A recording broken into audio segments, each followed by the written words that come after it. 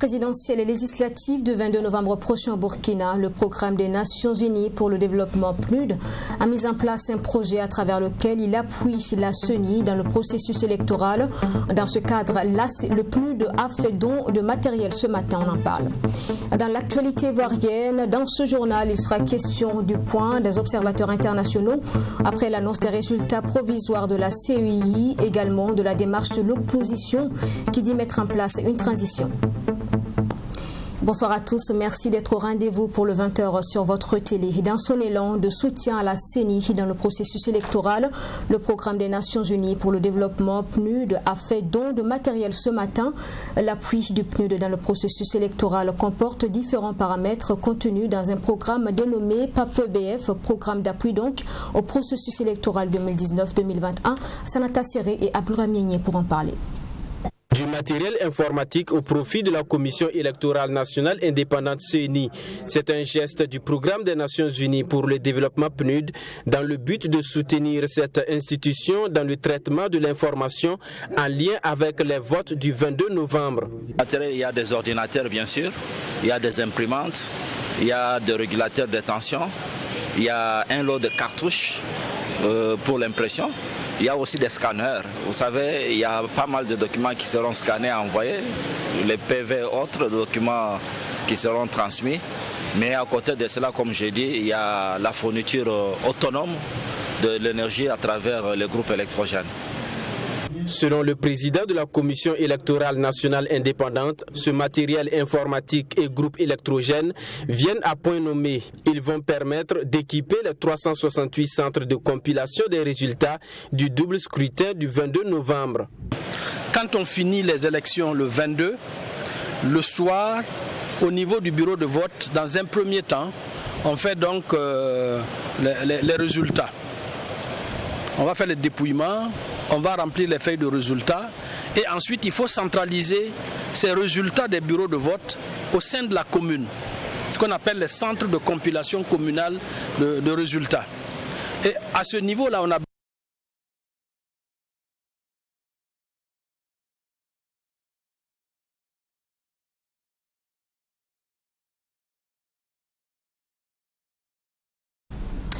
Toutes nos excuses donc pour cet élément qui ne se termine pas. La suite vous sera proposée dans nos prochaines éditions.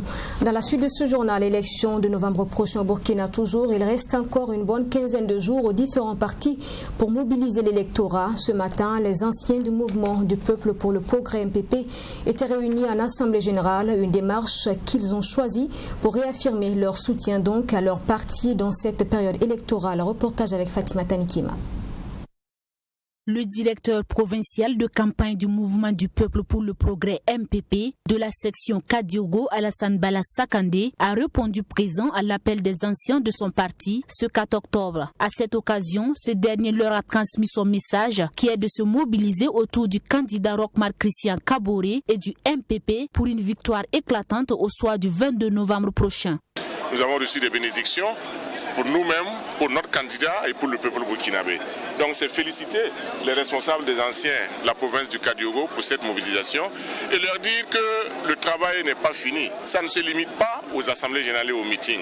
Il y a le travail du porte-à-porte, il y a le travail de proximité. Ce qui veut dire que quand vous prenez un ancien, chaque ancien a derrière lui, au Burkina Faso, en Afrique ici, chaque ancien a au bas mot une cinquantaine de personnes qu'il mobilise, en tout cas qui sont à son écoute. Selon les organisateurs, c'est une assemblée générale qui vise à montrer leur engagement à lutter pour assurer une victoire du MPP. La pré-campagne, nous sommes sur le terrain. Et aujourd'hui, comme la campagne est ouverte, alors nous avons pensé quand même que c'était bon que nous puissions faire quand même le point sur les activités devant nos responsables provinciaux et nationaux pour quand même qu'ils voient comment les anciens se sont engagés à accompagner le parti, à accompagner son candidat qui est en fait notre champion qui a fait ses preuves. Donc c'est pour justement attester cela par un engagement solennel. Cette assemblée générale, organisée par la coordination nationale chargée de la mobilisation des anciens et des personnes ressources du MPP, a vu la participation des secrétaires généraux, des anciens des différents arrondissements et des communes rurales de la province du Kadiogo. À l'issue de cette rencontre, ils auront pour mission de sonner la mobilisation dans leurs différents FIEFA. L'Union pour le progrès et le changement UPC, elle a procédé hier mardi au lancement de sa campagne dans le Kadiogo. Les candidats en lice pour les législatives ont été présentés aux militants. Ils ont affirmé leur engagement à conquérir le pouvoir afin de sortir le Burkina de l'insécurité grandissante. Abdoukaminier. C'est un terrain de l'hippodrome peint en vert et jaune, les couleurs du parti, l'Union pour le progrès et le changement, qui a accueilli le monde pour le lancement de la campagne provinciale de Kadiogo. C'est dans une ambiance festive, marquée par des chants, des danses et des slogans du parti, que s'est tenue cette cérémonie. Une cérémonie qui marque le début des hostilités pour convaincre les électeurs de la pertinence du programme de l'UPC afin d'obtenir le maximum de voix au soir du 22 novembre. Est-ce que vous avez vu un lion qui a peur? Non. Jamais du tout. Nous sommes un parti méthodique qui s'est construit au fil des années, pendant 10 ans, pas après pas.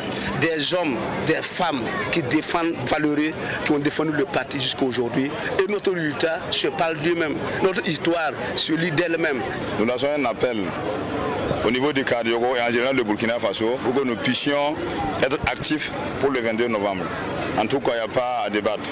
Nous sommes convaincus que Monsieur le Président est déjà le président du Faso le 22 soir. Le directeur provincial de campagne invite les populations à voter pour l'UPC. Selon lui, le parti du Lion a des solutions pour sortir le Burkina Faso des problèmes qui entravent son développement. Que notre thème de campagne, c'est sauvons le Burkina.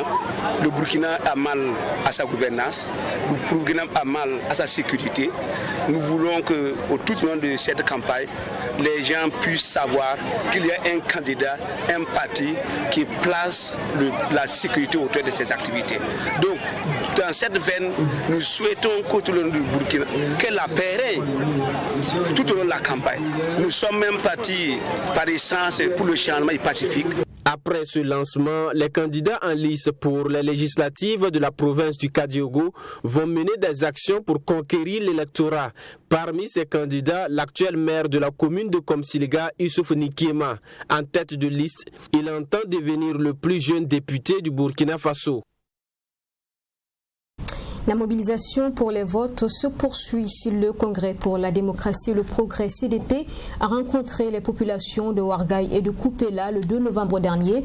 Sur place, le candidat du parti lui-même, Edi Komboego, a promis le retour des exilés politiques une fois élu président du Faso. Les populations du centre-est sont aussi en attente du bitumage de la route Tenkodogo-Ouarghaï, qui est l'une donc des priorités. Donc, on en parle avec dans ce reportage. À Ouarghaï, dans le Koulpeulgo, les populations ont exposé leurs préoccupations aux candidats à la présidentielle de 2020. Le bitumage de la voie Tenkodogo-Ouarghaï et la question sécuritaire restent les principales attentes de cette population. Edi Komboego a promis une fois au pouvoir de faire du bitumage de cette route une réalité. Après Ouarghaï, le candidat du CDP avait rendez-vous avec la population de Koupéla. Là aussi, les populations ont égrené un chapelet de doléances et fustigé la gestion du pouvoir MPP.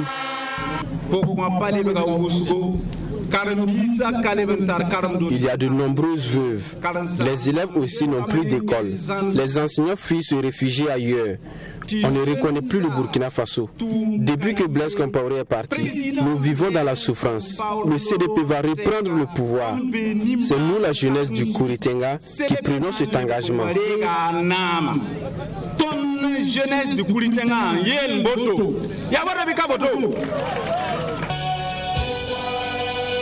Dans son projet de société, Edi Komboego compte rétablir la sécurité, la paix et la réconciliation nationale. Les exilés politiques seront de retour au Burkina Faso, a-t-il promis à la population de Koupéla, mobilisée pour porter leur champion à la tête du Burkina Faso. Est-ce que la jeunesse est là? Jeunes, je vous ai mis au cœur de mon programme. Femmes, je vous ai mis au cœur de mon programme. Agriculteurs, je vous ai mis au cœur de mon programme. développement industriel, vous êtes au cœur de mon programme. Je vous demande de vous lever comme un seul homme le jour du 22 novembre. Allez accomplir votre devoir civique, qui est le vote. Votez utile, votez CDP, votez Edi Kombo-Igo. De Tinkodogo à Kupela, en passant par Ouarghaï. Et c'est une population déterminée pour le retour du CDP au pouvoir, un pouvoir perdu en 2014 suite à l'insurrection populaire. Kadri Désiré Ouedraogo, candidat de l'Agir Ensemble, a reçu à son domicile ce matin des organisations engagées pour la sécurité alimentaire, le Club des journalistes pour la nutrition et la sécurité alimentaire, le Réseau des parlementaires pour la nutrition et la sécurité, Nouveaux droits humains et Hunger Free World veulent donc s'assurer que les futurs dirigeants du Burkina prennent en compte sérieusement la question alimentaire. Détail avec Alice Ouedraogo. S'alimenter est un droit reconnu à tous les Burkinabés. Le Club des journalistes burkinabés pour la nutrition et la sécurité alimentaire en fait un combat. Ils se sont engagés à interpeller les candidats à l'élection présidentielle prochaine à faire de ce droit une réalité. C'est dans cette optique que les membres du club sont allés à la rencontre du président du parti Agir Ensemble qui a adhéré au projet. J'ai été fortement intéressé par ce plaidoyer, d'autant plus qu'il rejoint ma propre philosophie du développement, à savoir que tout commence par l'homme et tout aboutit à l'homme. Et mon credo, c'est d'abord assurer un plein respect des droits humains.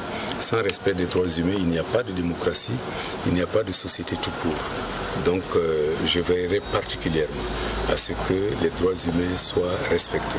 Et le droit à l'alimentation est un de ces droits.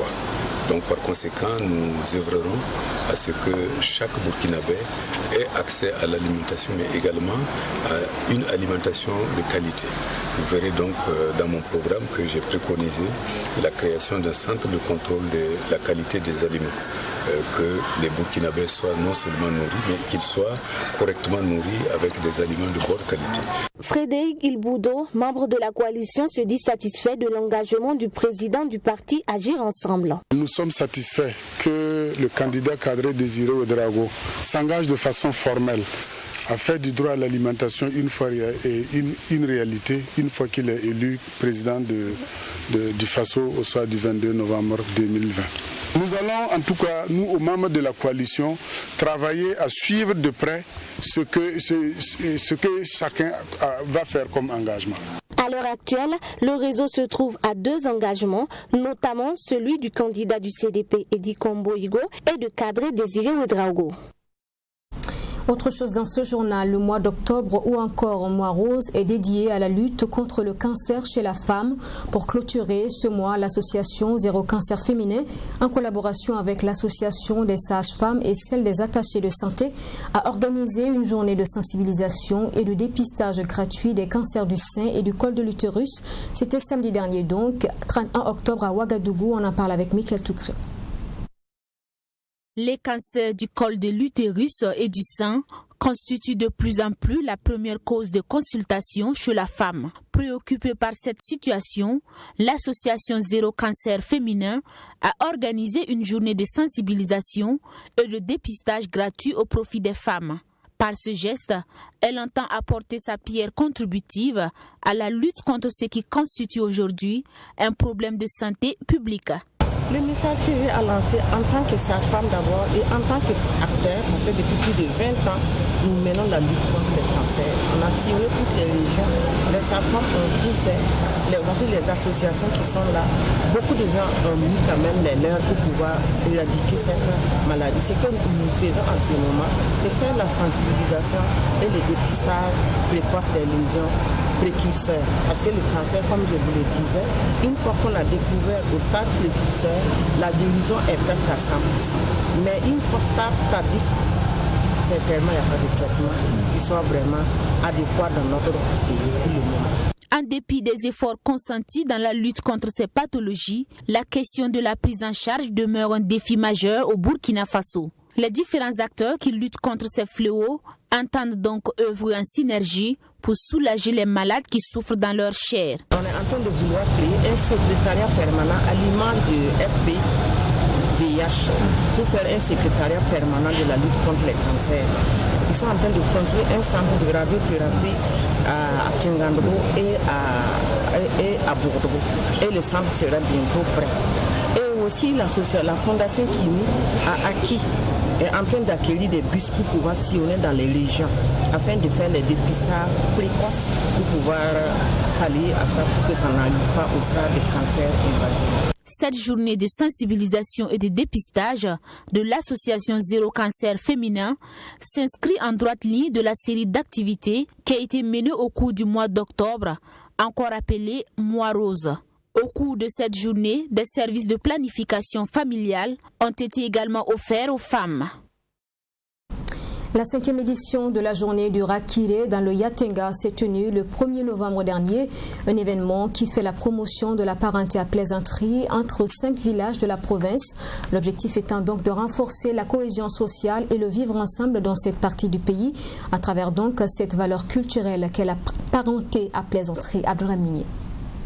La région du Nord est en partie touchée par le terrorisme qui freine son développement social et économique. Pour mieux faire face à cette situation, l'association Mangodo entend faire la promotion du vivre ensemble et de la cohésion sociale à travers les valeurs culturelles comme la parenté à plaisanterie. Les responsables se réjouissent de la réussite de cette 5e édition. Pour parler de l'importance de la parenté à plaisanterie dans notre société. Donc c'est ça qui fait que nous avons choisi le thème cohésion sociale, paix et développement. S'il n'y a pas la cohésion sociale, s'il n'y a pas la paix, on peut parler du développement. Donc nous avons initié cette journée de parenté à plaisanterie pour promouvoir, pour qu'il y ait un brassage, pour qu'il y ait une compréhension pour mieux travailler pour le développement. Donc nos objectifs vraiment sont largement atteints. Les autorités présentes à ce festival Rakiré ont salué l'initiative qui vise le renforcement de la cohésion sociale. C'est aussi pour le ministère de la Culture une manière de faire la promotion des valeurs culturelles du Burkina Faso. Il faut rappeler que la parenté à plaisanterie est une valeur culturelle importante qui permet la cohésion sociale et le vivre ensemble. Et la tenue de cette édition va renforcer davantage cette cohésion sociale tant recherchée et va impulser le développement dans les différents villages concernés. Le ministère de la Culture, des Arts et du Tourisme s'est inscrit toujours dans la dynamique d'accompagner les initiatives qui vont dans le sens de la promotion de nos valeurs culturelles. Et le ministère continuera de soutenir de telles initiatives. Les initiateurs de ce festival dans la province du Yatenga ont émis le souhait d'étendre l'événement sur toutes les 45 provinces du pays. Ils souhaitent que la parenté à plaisanterie soit promue partout dans le pays, même par les acteurs politiques, afin de faire du Burkina Faso un pays de paix où il fait bon vivre. Journée de la Clairière à Banfora du 29 octobre au 1er novembre dernier. Ce rendez-vous culturel a permis une fois de plus de rajouter de la valeur au tourisme, aux arts et à la culture en général. Et quelle fierté pour les populations de la cité du Paysan Noir de se voir offrir une telle occasion. On en parle avec notre correspondant Joseph Koudou. Et de 2 pour les journées de la Clairière dans la cité du Paysan Noir. Un rendez-vous culturel qui se veut une tribune d'expression pour les artistes et les troupes de la région des Cascades. La journée de la Clairière de Banfora vise à faire éclore de nouveaux talents de la région et en même temps faire valoriser nos artistes, nos vedettes modernes et aussi nos troupes traditionnelles, parce que nous nous sommes rendus compte qu'ils n'ont pas assez de scènes d'expression. Pour ça, nous avons décidé de leur donner des tribunes d'expression en live. Voilà, donc à travers ça, on fait venir des artistes qui ont plus de visibilité pour qu'à travers eux, les gens puissent aussi découvrir les artistes de la région des Cascades. Pour cette 2e édition, des innovations ont été apportées malgré les difficultés liées à l'organisation, se réjouit le promoteur. Des difficultés, il y en a et je pense qu'il y en aura toujours parce que nous sommes loin d'atteindre quand même nos objectifs. On veut encore faire plus grand et chaque fois pour aller de l'avant, on sera toujours obligé de faire face à des difficultés. Mais je pense que jusque-là, c'est gérable. Surtout pour cette deuxième édition, nous avons bénéficié vraiment de l'accompagnement et de l'engagement de la population, ce qui n'est vraiment pas rien. Initiative saluée par la marraine la présente édition. Pour elle, c'est un cadre de promotion des potentialités culturelles, touristiques et artistiques qui doit être pérennisé. Je crois bien que la première édition a permis à beaucoup de pouvoir se faire connaître pour le moment au Burkina et peut-être bientôt à l'international. Donc on souhaite vraiment que ce soit le cas encore cette année et que vraiment les artistes se donnent à fond. Donc c'est juste les inviter à continuer de la sorte, à pouvoir se mobiliser pour tout ce qui concerne la ville de Banfora, que ce soit la culture, que ce soit l'économie, que ce soit le tourisme. Et bien sûr, il y a les élections, mais qu'après les élections, qu'on se tienne les mains dans la main et qu'on travaille pour le développement de notre région. Car vous voyez, sans fausse modestie, je peux dire que Banfora est l'une des plus belles régions du Burkina. Une région qui regorge d'énormes potentialités. Ces journées connaissent aussi la participation d'artistes d'autres régions du Burkina Faso. En termes de perspective, les organisateurs ambitionnent de faire de ce festival un événement sous-régional. Et de la culture toujours, dimanche dernier, un grand concert live était organisé au Sénaza par Elusai Event. Ce concert marque également l'annonce de la célébration du centenaire des églises Assemblées de Dieu du Burkina, prévue en début 2021. Le concert au Sénaza a connu la participation de grands artistes de la musique chrétienne du Burkina et de la sous-région également. La Congolaise Nana Lukezo était de la partie. Nadine Zongo. Si tu aimes Jésus, tu touches ta tête, tu touches tes épaules. 30 années de carrière musicale, un point de combat au niveau spirituel qui lui ont valu des prix au niveau international. On se rappelle même de l'accident qu'il a cloué au lit pendant 2 ans et qui a mis à rude épreuve sa foi en Dieu. Malgré ces défis, l'artiste congolaise Nana Lukezo est restée dans sa marche avec Dieu.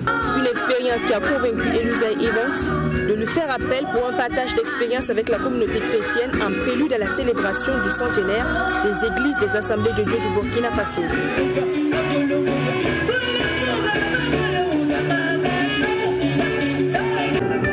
Novembre, est là avec les chrétiens de la ville de Ouagadougou, louer et adorer Dieu pour la cause.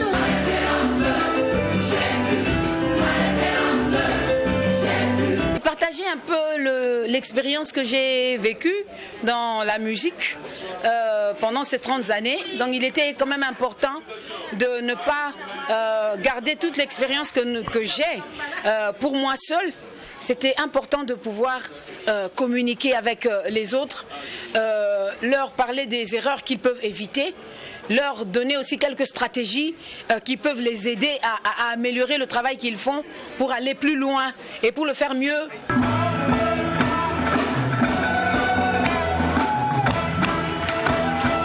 Avant Ouagadougou, la ville de Bobo Dioulasso a reçu l'artiste le 25 octobre dernier. Pour Jérémy Sawadgo, promoteur de Elusai Events, l'objectif qui était de rassembler les chrétiens autour de la cohésion sociale est largement atteint. La structure inscrit même d'autres activités dans le cadre de cette commémoration. Oui, nous aurons à organiser des croisades, des festivals, en tout cas tout ce qui rentre dans le cadre de l'événementiel. Nous sommes aptes à le faire. Et nous pensons que les jours à venir et les années à venir, nous allons encore vous revenir avec d'autres objectifs. À l'occasion de ce concert, la salle du Sénaza a refusé du monde. Pour le patron de la soirée, le pasteur Michel de Drago, cette mobilisation des chrétiens dans le cadre du centenaire des églises des Assemblées de Dieu témoigne de leur attachement à Dieu. Les bienfaits de l'Éternel, nous ne pouvons même pas finir de les compter. Dieu a fait beaucoup de choses au Burkina, 100 ans passés. Vous vous imaginez? Eh bien, l'évangile n'était pas encore connu partout.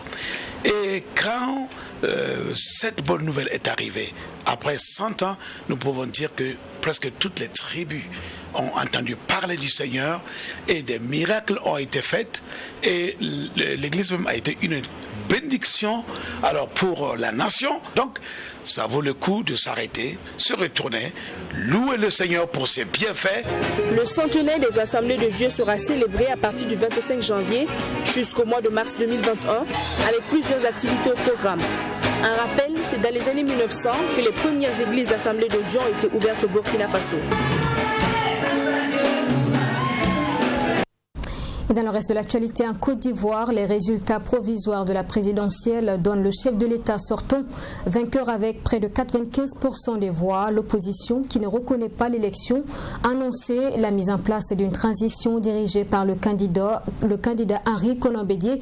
Et pour leur part, les observateurs internationaux ont livré des conclusions sur le processus électoral. Notre correspondant Yaba Cabré en parle dans ce reportage.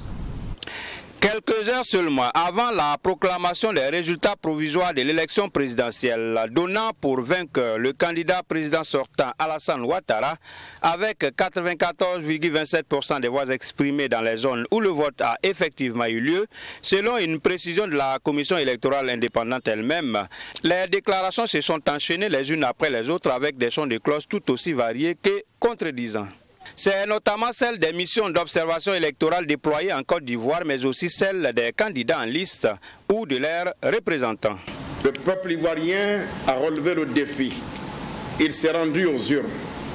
C'est un camouflet donc cinglant pour tous ceux qui privilégient le fusil sur le bulletin de vote. La Côte d'Ivoire a gagné la bataille de la paix.